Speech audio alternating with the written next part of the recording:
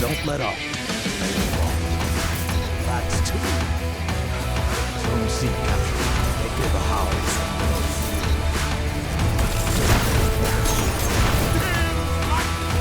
Double down. Yes. 3 down.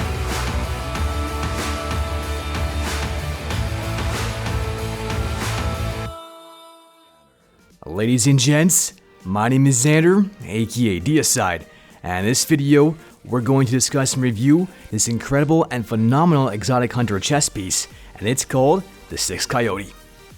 I'm sure that many of you have already experienced this by now, and that is that the exotic drop rate in this game, at least within Forsaken, has been horrendous and despicable, and this is the only exotic that I've actually gotten to drop so far. But nonetheless, this is one of the best hunter exotics, and that's because this bad boy right here gives you a second dodge. Now, as to exactly how that's going to come into play is what we're going to discuss in just a little bit.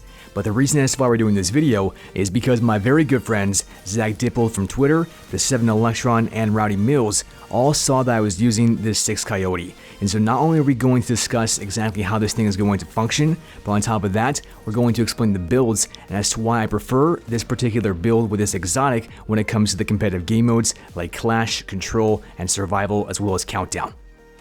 For those of you hunters out there that have been overlooking this exotic, get ready to have your mind completely blown, as this thing is going to become devastating and truly annihilate Guardians. And so the only thing left to do is to eviscerate that notification button, and let's jump right into the video.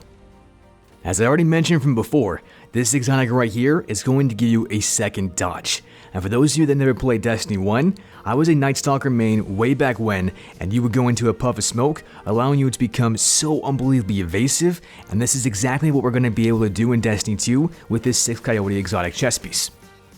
Knowing this, what I really want you guys to understand and comprehend is that the main focus of this exotic is to allow you to become more evasive. It allows you to dip, duck, and dive in and out of cover, lose line of sight, appear from different perspectives, all while taking less damage, since the dodge animation not only will cause enemies to miss more shots, but in addition to this, dodge abilities break aim assist, and that is extremely important to note and understand so that you can emphasize the fact that this is designed for evasion and evasion alone. A single dodge ability can do everything that I've just stated, but having 2 of these phenomenal charges is going to change your playstyle completely and opens a huge wide variety and a brand new frontier of versatility that you can then apply. You could dodge into cover and then dodge right back into the gunfight, catching Guardians completely off guard. You could also do a double dodge and cover large horizontal distances even faster to make this thing even more evasive. On top of that, you can even dodge, lose line of sight, and then attack with the Hunter's aerial superiority, and then dodge again, leaving Guardians completely stunned and stupefied, just like in Harry Potter. Remember, fellow wizards, it's flick and swish, and it's not Wingardium Leviosa, but Wingardium Leviosa. On that note, you're probably asking yourself, well, which dodge am I going to use? And that's either between one of 2, which is Gambler's Dodge or Marksman's Dodge. As you have probably already noticed, I'm using Marksman's Dodge, and as to why that is what I'm going to discuss right now. But let me explain exactly what each one of these dodges does and the playstyles associated with each.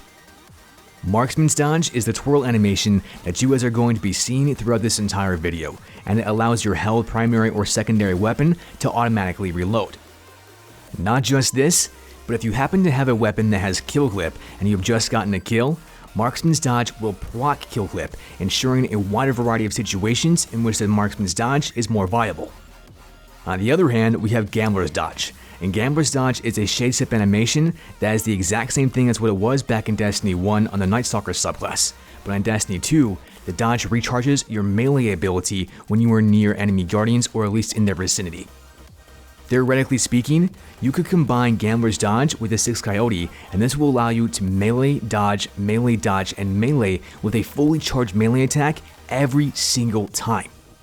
This premise alone would be phenomenal on any of the 3 Hunter subclasses, but I personally think that it would be the most lethal on the way of the Wrath Night Stalker subclass via continuously damaging smokes, or the way of the current Arcfire subclass via that massive damaging uppercut.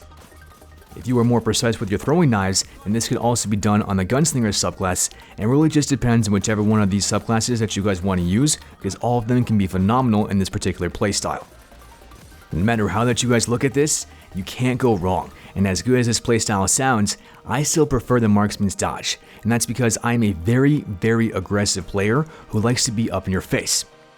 Thus, marksman's dodge not only takes less time to actually do the animation, but because almost all my weapons have kill clip, I'm also going to proc it on a much more fluidly basis, and that's then going to allow me to maintain this continuously flowing playstyle that simply doesn't stop.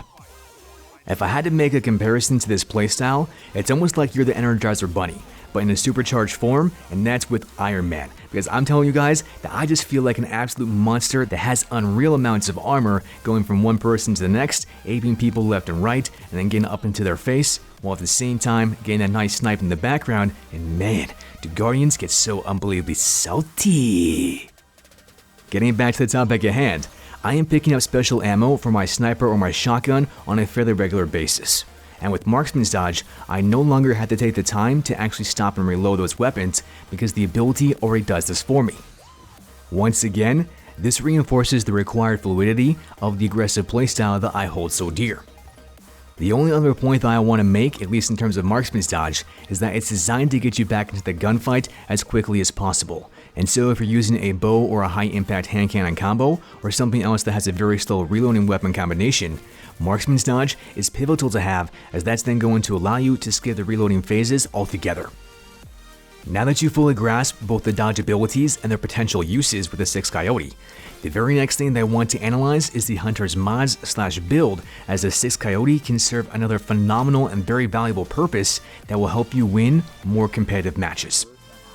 As we all know, supers can be the difference between winning a round in Countdown or Survival, as well as gaining the map control in game modes like Clash and Control.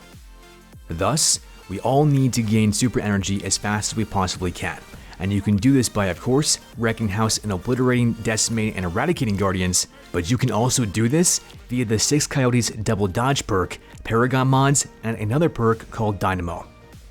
Now you're probably asking yourself, Xander, what the heck are you talking about? Are you in some kind of Skittles? Because if so, then give me that good stuff.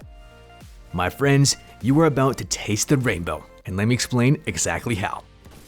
As you all can see, here is my hunter, and I'm running an 8 mobility, 6 resilience, and 1 recovery build with 3 paragon mods and 2 resilience mods. For those of you that don't know what paragon mods do, they recharge your character's class ability, and in the case of hunters, that's their dodge ability. With 3 paragon mods, the recharge rate is extremely fast, and it can be even faster the more paragon mods that you stack onto your hunter. But the main reason as to why I don't do this is because I like to have a 6 resilience factor, and that's all due to the health benefits from my very aggressive playstyle, as that saved my bacon more times than I can possibly count. But without getting too deep into that, I want to mention here that with the 6 Coyote and 3 paragon mods, you are almost always charging your dodge ability at an astonishing rate. Now the benefit of this is of course 2 dodge abilities, one of which you will almost always have, but this works beautifully with the perk that I just mentioned, and that's called Dynamo. Once again, you guys can see that Dynamo is on my hunter boots, and it states that this perk reduces the super cooldown when using your class ability, aka your hunter dodge. In essence, every single time that you use your hunter's dodge ability, not only are you going to be able to outplay your opponents in a wider variety of environments, but you're also going to recharge your super energy as well. In competitive game modes like Countdown, Survival, Control, and Clash, matches are won and lost by a single super use, and the more often that you have your super, not only will you be better off, but your entire team as well. Unfortunately, I know that this sounds like some glorious news, but there is a little bit of a downside to this, and that is that in the next coming update in 2.0.5, Dynamo will be getting a slight nerf where you will only be able to gain your super energy when in close proximity to enemy guardians. As it stands right now, you can dodge anywhere and everywhere and still gain super energy, but that won't be the case for much longer. Even so, when you couple the 6 Coyote with the double dodge perk, the paragon mods, and Dynamo, the symbiotic relationship and synergy that all of these perks have is absolutely phenomenal, magnificent, and stupendous in more ways than just one, and simply outweighs the downside of it only proccing your enemies, and so I would highly still recommend that you guys give this build a try, as it's certainly going to come in handy quite often, especially if you can master this playstyle. With all this knowledge in regards to how the Hunter's Dodge can be used for evasive purposes or guerrilla warfare, as well as the Marksman's Dodge / Gambler's Dodge maneuvers, and all the cohesive traits of all the perks as well as the mods that I just mentioned, I think that you guys now have a very solid understanding and grasp as to how deadly that this 6th Coyote can truly be.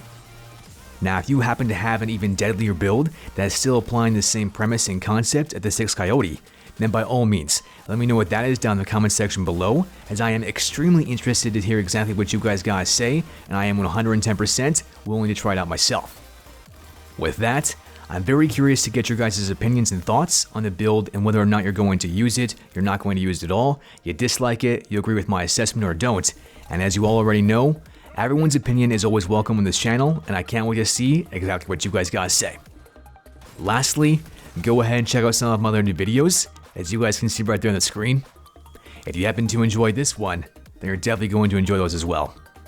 That's pretty much all I've got for you as of right now, and so as always, Deislayers, great gaming, until next time.